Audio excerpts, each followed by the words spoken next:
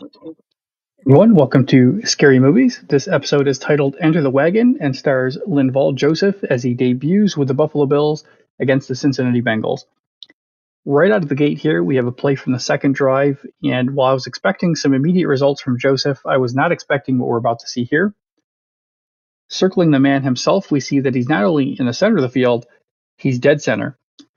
What's remarkable about this is that this is what's called the zero tech for the defensive line, and it is uncommon to see in a 4-3 defense, which is what the Buffalo Bills are known to operate from.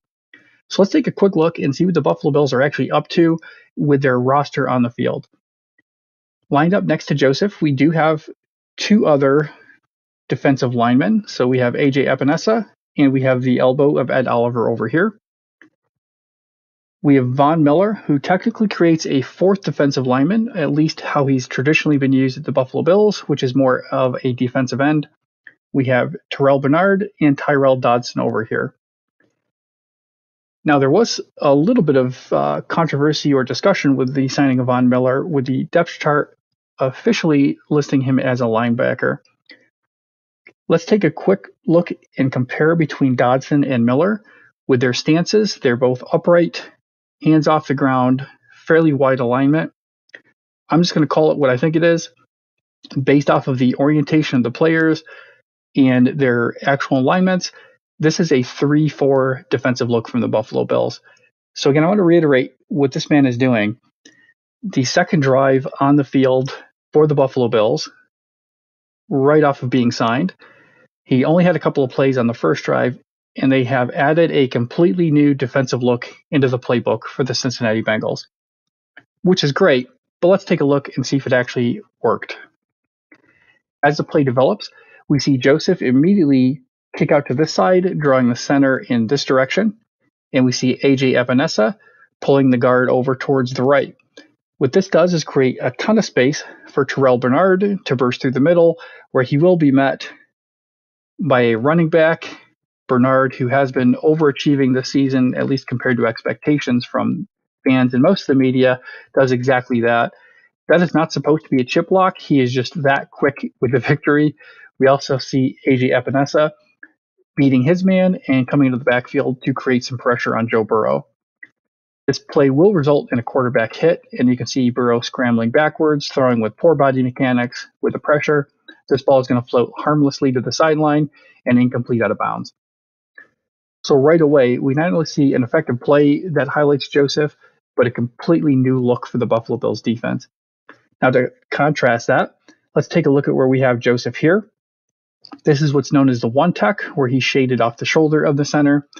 And typically what you would expect here is that he will be occupying one or both of these players.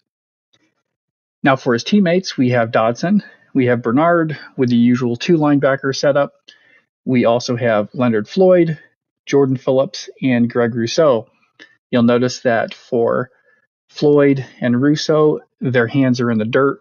This is much more traditional 4-3 defensive look. This is what the Buffalo Bills are known for. And again, just contrast that with the first play, completely different look for the playbook. And we often say 4-3 or 3-4, just to remind you here that the Buffalo Bills typically are more of a 4-2 or nickel defense. But let's take a look at how this play develops. Now, right out of the gate, we see something that we should be expecting to see quite a bit out of Joseph, that he's occupying this double team. This is the old Star Lotulelei role, which some Bills fans loved, some hated. We see Jordan Phillips doing the same thing on the other side. And then take a look at this gap here. This huge chunk of space looks tempting for Joe Mixon to run through and maybe get the touchdown. But on the other hand, you do have a linebacker who can crash through and make this a very dangerous proposition for the Cincinnati Bengals. Joe Burrow agrees with that sentiment as he elects to hold on to the ball and throw it toward the sideline. I'm going to throw a little bit of math or comparative numbers. One of the reasons pundits often say that the defense has an advantage in this part of the field is that we really only have about 10 to 15 yards of space all told from Burrow's feet to the back of the end zone for both teams to operate in. What this means is that you do tend to have defenses have a greater ability to drive people out towards the sideline. And I'm going to highlight where Joe Burrow's position is on the right hash as we see this play kind of develop here. As I hinted at, the defense has successfully pushed everybody towards the sidelines. And Joe Burrow, again, throwing from the right hash, throws this completion. I'm always amazed, no matter how many times I say this or how many times I remind myself of this, the center of the field to the sideline is approximately 26 yards. So this looks like a fairly quick pass.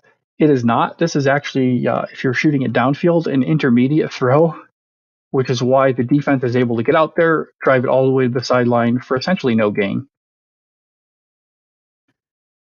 For our final play, this is probably what you're expecting to see out of Linval Joseph. Here he is again at the one tech, and this play I think everybody remembers. For context, this is a 2nd and 1. It's wonderful if they can stop the play here, but with a couple of downs to go, the expectation is that you're really trying to limit damage, but you are able to gamble a little bit for some boom or bust. Now, again, the point of the one tech is generally to occupy one or both of these players.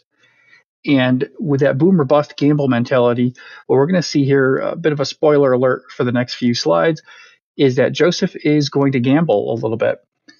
What will happen is that the center is going to drive as hard as he can to try to create some space for what will be a quarterback keeper with Joe Burrow.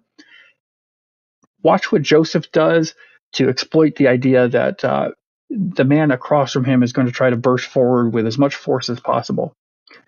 So he could meet him head on, or he could do the quick step. It's really just a shoulder duck. That's all it is, which is phenomenally effective despite the subtlety of the move. And what that does is creates this center basically pushing into air. We have Joseph able to meet Joe right at the original line of scrimmage. And what's remarkable about this is if you actually take a look at the play from this point of view, low man wins is often the mantra in the NFL.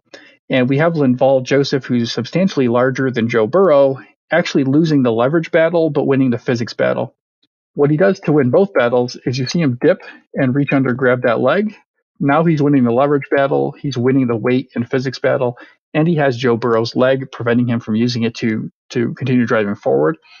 I want to point out at this point, as we finish the play, Joe Burrow is not protected by any roughing the passer rules, as he has definitively become a runner, which is why Joseph just picks him up and finishes with something that would be absolutely illegal if Joe Burrow was in a passing position.